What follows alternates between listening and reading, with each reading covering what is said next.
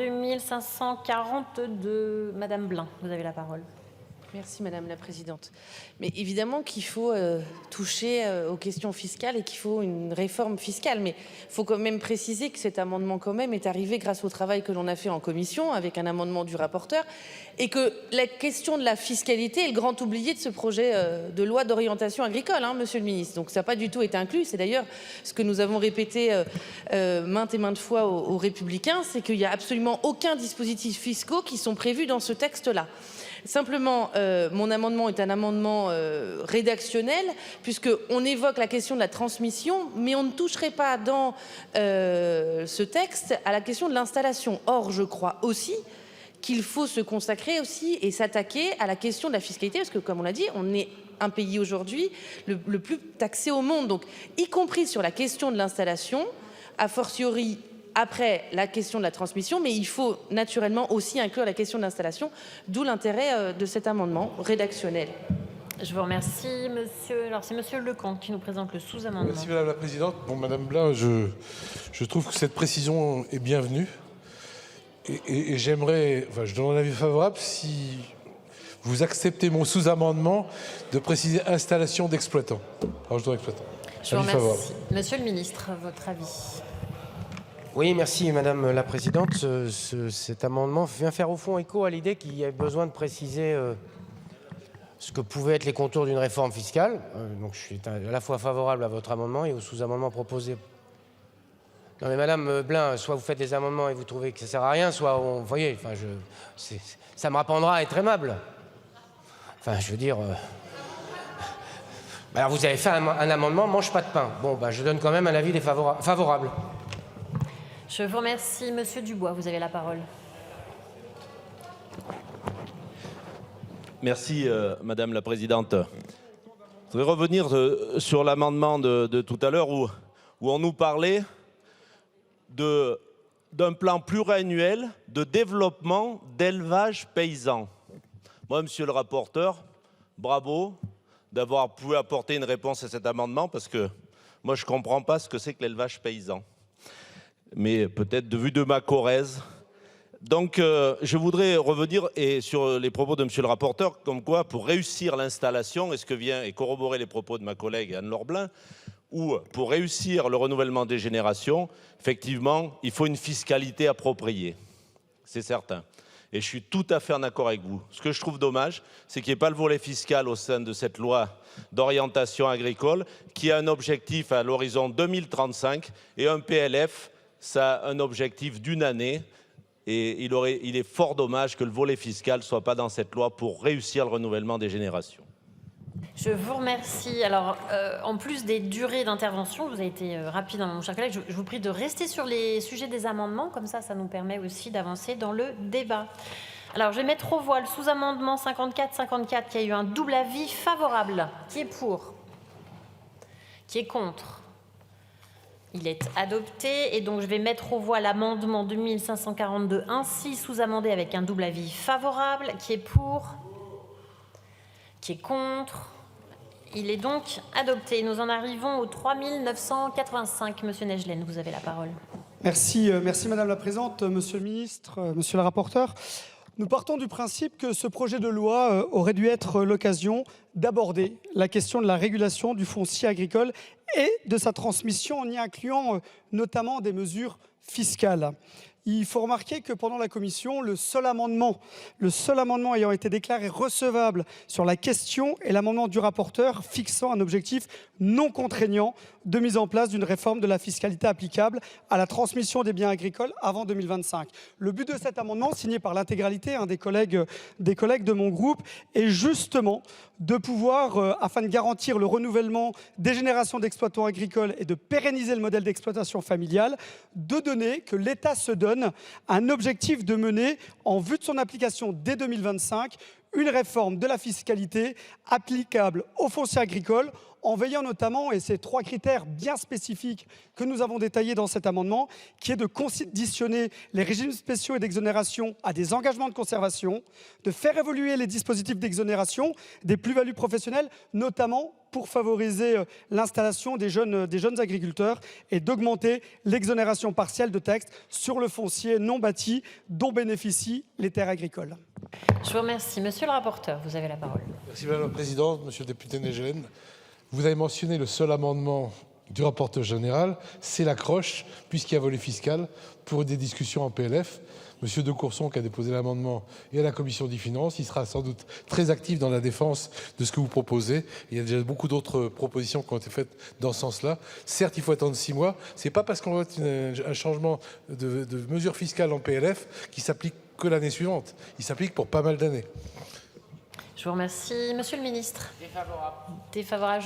Alors, Monsieur Negelen, si vous pouviez juste éviter de claquer des doigts, Monsieur Negelen. Je vous vois très bien. Madame la vous pouvez Présidente, m'interpeller sans claquer des Madame doigts. la Présidente, déjà, on est obligé de le faire parce que régulièrement, on demande la parole et vous ne le voyez pas. Donc, excusez-moi de le faire Oui, de la je seule vous manière prie. qui est laissée à alors vous notre pouvez disposition. m'interpeller, m'appeler Madame la Présidente. Je n'ai pas de problème d'audition encore à ce stade, donc je vous prie de bien vouloir éviter de claquer des doigts. Monsieur Negelen, vous avez la parole.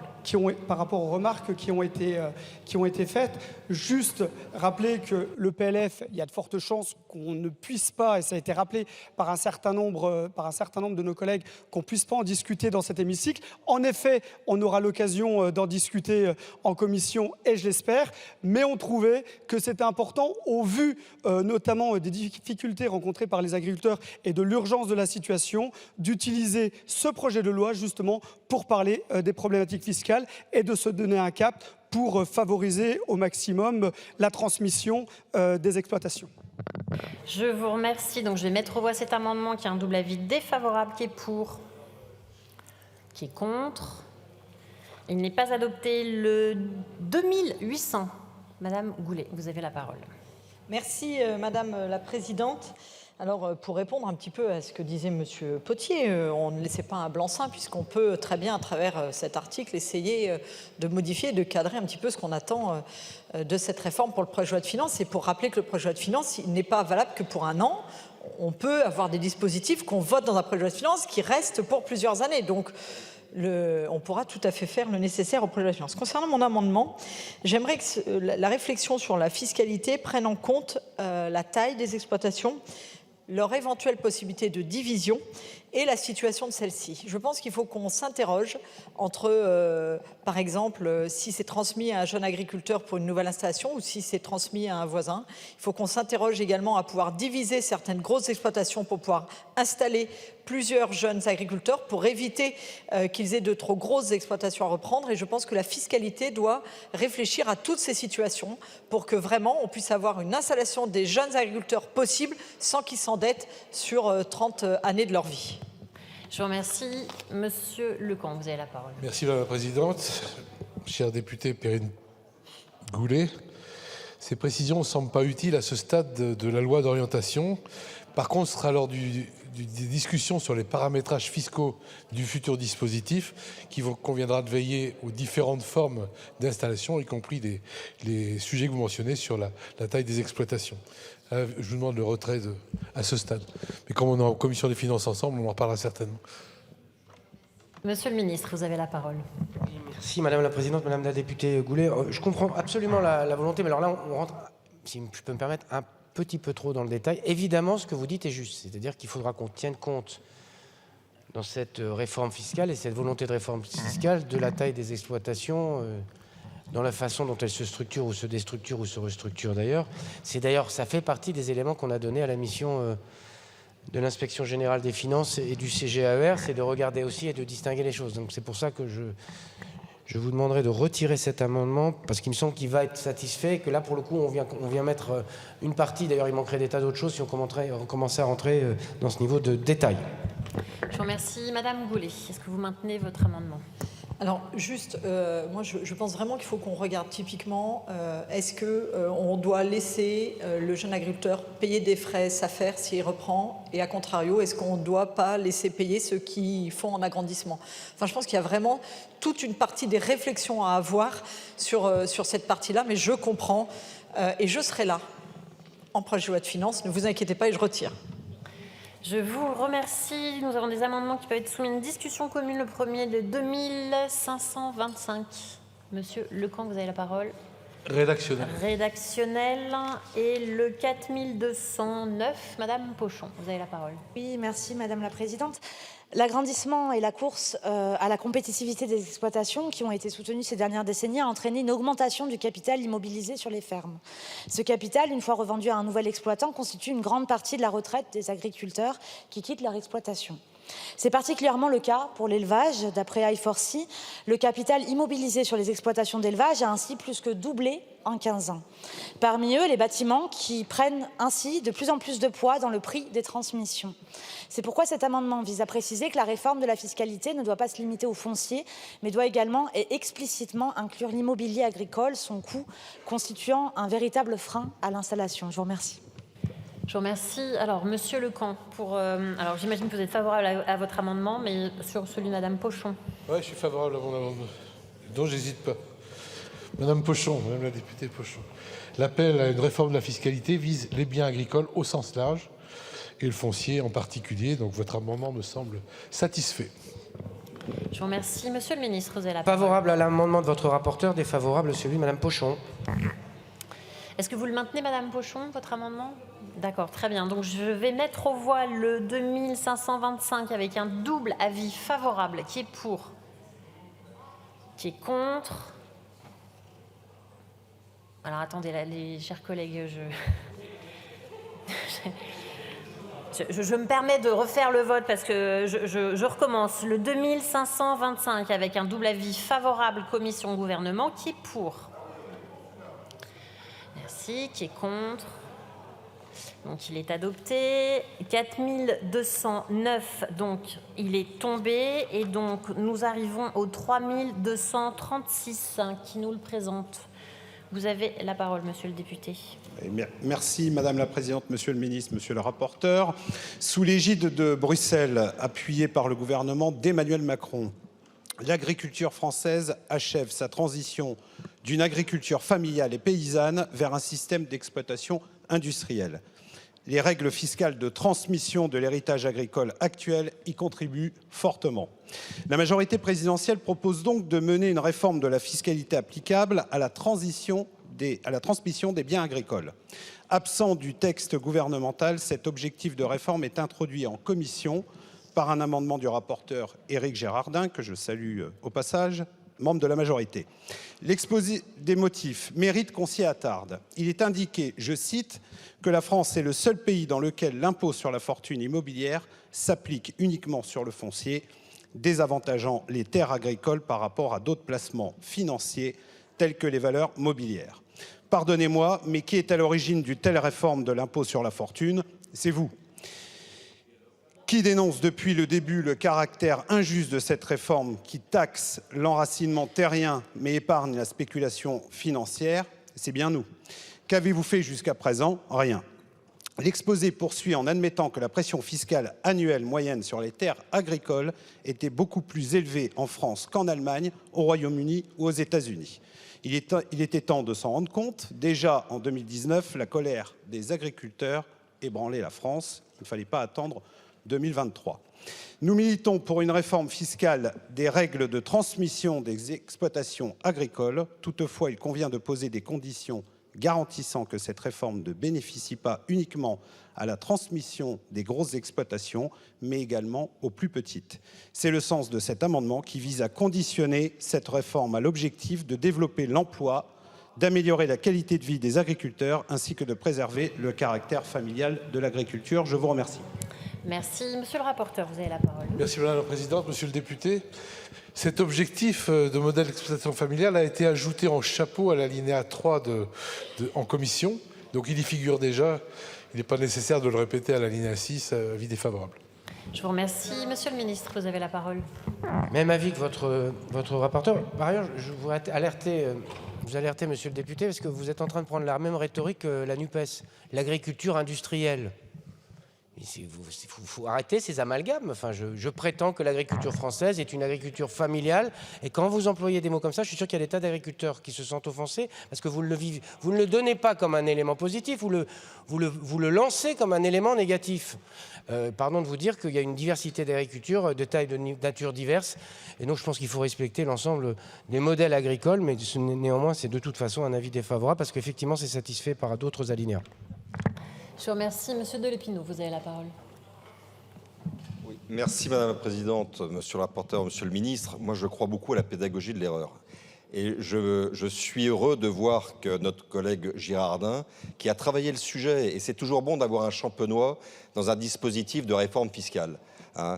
On sait que la valeur de la terre a été ce qu'elle est aujourd'hui parce qu'il y a une valeur spéculative. Mais je vais vous faire part d'une petite anecdote, et c'est à l'adresse de l'extrême gauche. Moi, j'ai habité en Champagne, mon père travaillait dans l'industrie lourde, et tous les ans, les unions patronales se réunissaient avec, entre autres, les maisons de Champagne. Eh bien, il y avait une surenchère à l'augmentation des salaires liée au fait que les syndicats des maisons champenoises poussaient à la roue pour que les salaires aillent vers le haut, parce qu'il y avait un rendement sur ces exploitations. Et l'industrie lourde, elle, a quitté la Champagne parce qu'elle n'avait pas la possibilité de suivre. Donc, pour revenir à la question de la fiscalité, bien évidemment, il va falloir la réformer, mais il est évident qu'elle vaut erga omnes. Donc, à partir du moment où on va alléger le dispositif pour les champenois, on l'allégera mécaniquement pour les Ardéchois. Mais il est certain qu'une baisse de la fiscalité sur le foncier agricole est absolument nécessaire pour maintenir le caractère familial. Et dernier point, pour rebondir sur la question de la dimension industrielle des exploitations, on sait très bien qu'à partir du moment où on a de plus en plus de charges, il est de plus en plus difficile d'atteindre le fameux point mort. Et le point mort, vous l'obtenez en agriculture en augmentant les surfaces pour pouvoir davantage mécaniser. Monsieur le ministre, c'est quand même un peu ce qui se passe, je suis désolé. Quand on voit aujourd'hui ce qu'un homme peut faire en nombre d'hectares par rapport à ce qu'il faisait il y a 50 ans, c'est une révolution, on va dire, industrielle absolument incroyable. Mais si on veut freiner ce phénomène pour permettre l'objectif des exploitations agricoles, eh bien je pense que la fiscalité sera un très bon outil. Je vous remercie. Je vais pouvoir mettre au vote cet amendement qui a un double avis défavorable, qui est pour, qui est contre. Il n'est pas adopté. Nous en arrivons au 2239. Monsieur Potier, vous avez la parole. Madame la Présidente, toujours dans l'esprit d'une précision, dès lors qu'il n'est pas annulé, il faut préciser l'intention du rapporteur général. Nous rappelons, et tout à l'heure le collègue de LFI a parlé d'or, s'il n'y a pas de régulation, la fiscalité n'a pas à compenser ce que la régulation ne fait pas. Donc d'abord, il faut faire de la régulation. Mais je vais dire autre chose, c'est que la fiscalité peut contribuer à récompenser la régulation. Cet amendement vise simplement à dire que d'éventuels allègements fiscaux seraient ciblés sur des cédants transmettant leur ferme à des jeunes agriculteurs respectant le schéma des structures. Dès lors, nous avons un levier fiscal au service d'une politique d'installation. Je vous remercie, monsieur le rapporteur. Monsieur Lecamp, vous avez la parole. Merci Madame la Présidente. Monsieur le député Potier, je ne doute pas que le législateur votera une réforme fiscale juste. Et on y participera tous. Et équitable. L'alinéa 6 a été annoncé lors de la présentation en commission. Il va dans le sens de la protection de tous les facteurs de production. Il faut poursuivre le processus d'harmonisation de la fiscalité applicable à la transmission du foncier mise à disposition dans le cadre de la bail rural à long terme avec le pacte du travail, comme l'ont précisé et le rapporteur général et ce matin le président Mattei. C'est là aussi une mesure d'équité pour nos agriculteurs. Par contre, je ne vois pas grand sens à soumettre le législateur financier au schéma directeur des exploitations agricoles.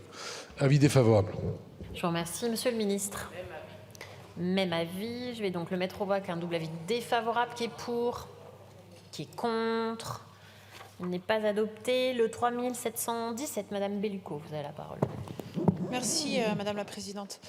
Alors, monsieur le ministre, monsieur le rapporteur, vous l'aurez compris, nous avons assez peu confiance dans votre capacité à travailler avec nous et à construire cette réforme avec nous. Et c'est pourquoi nous faisons ici des amendements pour essayer d'encadrer un peu les objectifs de cette réforme. Le groupe écologiste est plutôt heureux que nous ayons pu ajouter cet alinéa en commission, je tiens à le préciser. Mais jusqu'à maintenant, C'est pour ça que je précise le groupe écologiste. Mais jusqu'à maintenant, je n'ai pas connu un seul PLF qui soit allé au bout. Depuis que de ma jeune expérience de député, et peut-être que ça peut changer en 2024, j'en sais rien. Et là, je rejoins Monsieur Potier, justement, qui craint que, justement, nous ne puissions pas discuter de cette réforme ensemble. Donc, nous proposons de préciser par cet amendement les contours de cette réforme fiscale qui doit en priorité permettre l'installation des paysans plutôt en agriculture biologique. Nous l'avons dit, les deux tiers des nouveaux installants non issus du milieu agricole souhaitent s'installer en agriculture biologique, c'est un fait. Sur de petites exploitations, ou en tout cas des exploitations de taille acceptable, où on peut parler d'agriculture familiale. Et puis, cette réforme devra permettre d'encadrer, de limiter l'agrandissement des exploitations, puisque notre but est d'avoir suffisamment de paysans dans le pays. Rappelons-nous que nous nous sommes fixés un plancher de 500 000 exploitants. Je vous remercie. Monsieur le rapporteur, vous avez la parole. Merci Madame la Présidente. Madame la députée Bellouco, merci beaucoup de nous avoir clarifié votre manque de confiance. On en doutait presque, mais maintenant c'est clair. Vous prévoyez une liste exhaustive de conditions au bénéfice des dispositifs fiscaux. Donc cette confiance n'est pas là, comme vous dites, et on vous remercie de nous aider à nous encadrer, parce qu'on n'y arriverait pas tout seul. Donc pour autant, c'est certainement pas au stade de l'orientation, d'article d'orientation. Non, mais venez en commission des finances voir comment on discute le budget. Il y a des témoins ici. Ben, votez le budget. Le ministre vous l'a dit ce matin. Il passe en commission des finances, vous le votez. Avis défavorable. Je vous remercie. Monsieur le ministre. Je vous remercie. Monsieur le président Chassaigne, vous avez la parole.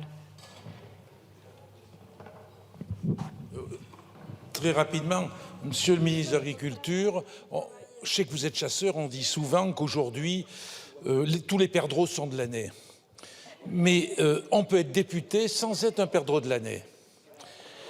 Et quand on voit ceux qui portent avec autant de véhémence ce projet de réforme de la fiscalité, notamment sur les droits de succession, on peut s'interroger. On peut s'interroger qui est visé par ça. Est-ce que, pour ceux qui sont de territoires ruraux, je parle de montagne en particulier, est-ce que vous pensez que cette évolution des droits de succession concernera un seul éleveur, par exemple, du Cantal ou du Puy-de-Dôme? Un seul. Et si on réfléchit un peu à tout ça, on peut voir quelle est la cible par rapport à ça. C'est sans doute de très grosses exploitations qui peuvent être pour certaines viticoles, dans certaines régions prestigieuses. Donc je suis très dubitatif sur cette volonté délibérée. Et c'est vrai qu'il faudra qu'on observe ça de très près quand on imagine très facilement ceux qui en seront les bénéficiaires. Je vous remercie. Je vais donc mettre aux voix cet amendement qui a eu un double avis défavorable commission gouvernement qui est pour, qui est contre. Il n'est pas adopté. Le 4210, Madame Pochon, vous avez la parole. Merci Madame la Présidente. Alors cet amendement est à nouveau une modification technique du texte, mais qui nous semble important. Le paragraphe que nous discutons a été ajouté en commission. Nous l'avons donc soumis à plusieurs experts des questions foncières entre la commission et la séance afin de garantir que la formulation permettait vraiment de servir notre objectif de favoriser l'installation d'agriculteurs. Or, ces experts nous ont partagé plusieurs remarques visant à améliorer cette rédaction que nous vous proposons au travers de cet amendement. D'abord, la précision sur les biens immobiliers agricoles, comme évoqué auparavant, qui est nécessaire pour garantir l'inclusion des terres et des bâtiments agricoles. Ensuite, l'ajout d'un seuil permet de garantir que les soutiens fiscaux apportés profitent à des nouveaux installés ou à des agrandissements de petites exploitations, mais ne viennent pas soutenir la concentration foncière et l'agrandissement des grandes exploitations et ainsi contredire nos objectifs. Enfin, sur l'ajout de la condition de non-reprise des biens pour exploitation personnelle, pourquoi c'est important? Actuellement, selon que les baux soient de 9 ans, 18 ans ou de long terme, les conditions ne sont pas les mêmes et les loyers ne sont pas les mêmes non plus. Dans le cas d'un bail de 9 ans, le bailleur peut reprendre l'exploitation après 9 ans s'il s'engage à exploiter personnellement le bien. Ceci est une menace pour nos jeunes, donc il est pertinent de conditionner le bénéfice des aides fiscales à un engagement de renoncer à reprendre le bien. Je conclus en ajoutant un point sur le sujet des baux. On a aujourd'hui un vrai problème avec les baux à long terme qui renchérissent les prix du loyer pour les jeunes installés. C'est une vraie perte de revenus sèches et un découragement à l'installation. En plus de votre avis favorable à mon amendement, je suis preneuse, Monsieur le ministre, que vous puissiez nous dire comment vous comptez limiter les baux à long terme pour améliorer le revenu de nos jeunes. Je vous remercie. Alors, monsieur le rapporteur. Pour les mêmes raisons que l'amendement de Mme Bellouco, avis défavorable. Je vous remercie, monsieur le ministre. Vous avez la parole. C'est un avis défavorable. Je voudrais juste, n'étant pas effectivement un perdreau de l'année complètement, monsieur Chassaigne non plus, dire les intentions du gouvernement. Les intentions du gouvernement, d'abord, ne sont pas géographiques, ce n'est pas une fiscalité géographique. Deuxième élément, les annonces qui ont été faites d'ores et déjà et qui s'appliqueront une fois que vous aurez débattu du projet de loi de finances, l'exonération du foncier non bâti. Pour le coup, c'est indistinct de territoire et ça ne vient pas viser les gros, les petits. C'est pas ça. Ben non. Pour le coup, non. C'est d'ailleurs demandé par l'ensemble des organisations syndicales agricoles. Et par ailleurs, je vous le dis, monsieur Chassaigne, il n'est nullement dans l'intention du gouvernement, et singulièrement pas du ministre de l'Agriculture, de faire une réforme fiscale qui serve à autre chose que permettre la transmission des exploitations agricoles dans tous les territoires de France et qui ne viennent pas cibler et favoriser tel ou tel. Alors là, vous me trouverez sur ce chemin-là sans aucune difficulté. Il peut nous arriver d'être en désaccord, c'est souvent. Mais il peut même nous arriver d'être en accord. Donc, franchement, ce n'est pas du tout l'objectif. On sait bien que le sujet, c'est la reprise d'un certain nombre d'exploitations, en particulier dans des territoires qui sont les plus en difficulté. Les territoires que vous mentionnez, il n'y aura jamais de difficulté de reprise. Hein. Bah non, c'est juste qui reprend le sujet. Mais il n'y a pas de difficulté de reprise. Il y aura toujours des gens pour aller prendre ce type d'exploitation. Mais sauf que ça sera sans doute financiarisé. Moi, mon sujet, c'est tous les endroits où la difficulté pour le jeune qui veut reprendre, c'est la question fiscale. Donc c'est un élément évidemment très important et c'est bien la volonté du gouvernement. Mais c'est un avis défavorable sur cet amendement. Pardon, Madame Pochon. Je vous remercie. Je vais donc le mettre aux voix avec un double avis défavorable qui est pour, qui est contre. Il n'est pas adopté. Le 4091 qui nous le présente. Je vous remercie, monsieur le rapporteur. Avis défavorable. Monsieur le ministre. Je vais le mettre aux voix avec un double avis défavorable qui est pour, qui est contre. Il n'est pas adopté. Le 3139. Monsieur Dausigny, vous avez la parole. Merci Madame la Présidente, Monsieur le Ministre, Messieurs les rapporteurs, chers collègues, Monsieur le Ministre. Vous venez de dire à l'instant que vous seriez toujours favorable à la reprise d'exploitation. Eh bien écoutez, je pense que vous allez pouvoir nous donner un avis favorable à cet amendement, puisque l'objectif de cet amendement est de permettre aux petits-enfants des exploitations agricoles, notamment des vignerons, de pouvoir reprendre l'exploitation lorsque le père, le fils du propriétaire ne souhaite pas continuer l'exploitation, mais que le petit-fils le veut. Aujourd'hui, il doit verser 60% au titre de la succession à l'État, qui est parfois le prix de toute une vie de labeur. Et donc cet amendement propose de supprimer ces droits de succession afin que le petit-fils puisse reprendre la succession. Monsieur le ministre. Je vous remercie. Monsieur le rapporteur, vous avez la parole. Merci Madame la Présidente. Monsieur le député Dausigny, ce n'est pas au stade de cet article d'orientation que nous allons fixer les paramètres des dispositifs fiscaux qui font l'objet de la réforme que nous appelons, nous également, de nos voeux. Les objectifs sont clairement exposés. Il faudra trouver les moyens de les atteindre et lors de l'écriture des dispositions fiscales du PLF 2025. Avis défavorable. Je vous remercie. Monsieur le ministre. Même avis que votre rapporteur. Je rappelle que ce que j'ai dit depuis le début, c'est que, et c'est d'ailleurs l'objet de l'article qui a été ajouté en commission, c'est d'avoir une réforme fiscale globale, pas seulement sur la question de la transmission. Par ailleurs, je ne sais pas comment vous répondez d'une certaine façon aux 50, 60, 70% d'agriculteurs qui ne sont pas issus du monde agricole et donc qui ne seront pas détenteurs du bien. Donc il va falloir qu'on regarde un peu plus globalement, me semble-t-il, nos dispositifs, parce qu'on sait très bien que l'essentiel des jeunes qui vont s'installer en agriculture demain, et c'est d'ailleurs pour cela qu'il y a besoin d'outils de portage, d'accompagnement spécifiques, c'est des gens qui ne seront pas issus du milieu agricole et qui n'hériteront pas de la terre de leurs parents ou de leurs grands-parents, en tout cas pour en être les exploitants. C'est donc un avis défavorable, même si le sujet sera intégré évidemment dans la réflexion fiscale. Merci, Monsieur Dausigny, vous avez la parole.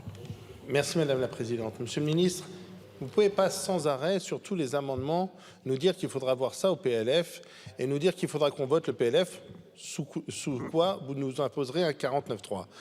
Monsieur le Ministre, c'est un vrai sujet. Je vais vous parler d'un vigneron de l'Aisne, de Tréloux, qui a hérité de la terre de ses parents, qui l'a exploité, qui l'a fait fructifier et qui en a augmenté la productivité de 60%. Aujourd'hui, son fils ne souhaite pas reprendre l'exploitation de son père. Mais son petit-fils le souhaite.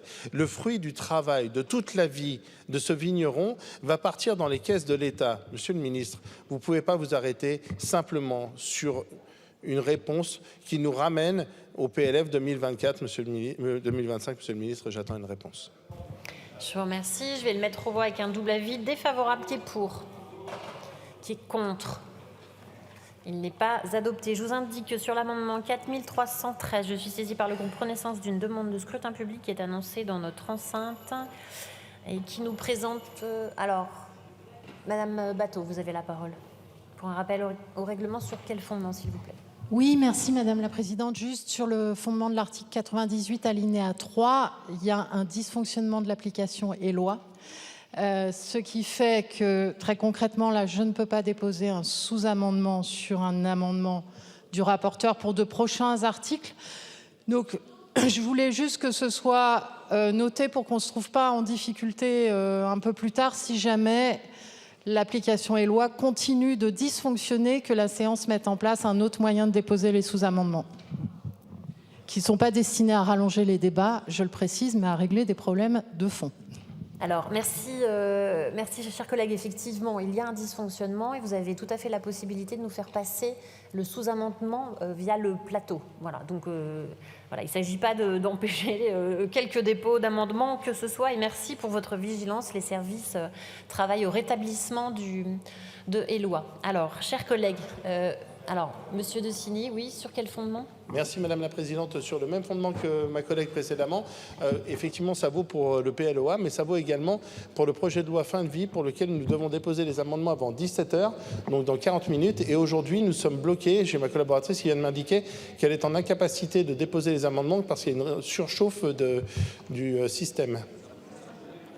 Merci, Monsieur De Signy. Alors, effectivement, c'est la même difficulté.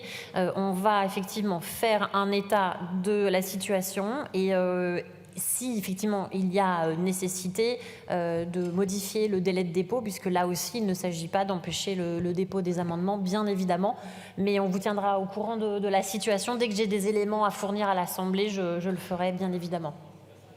Je vous en prie. Alors, chers collègues, c'est à vous sur l'amendement 4313.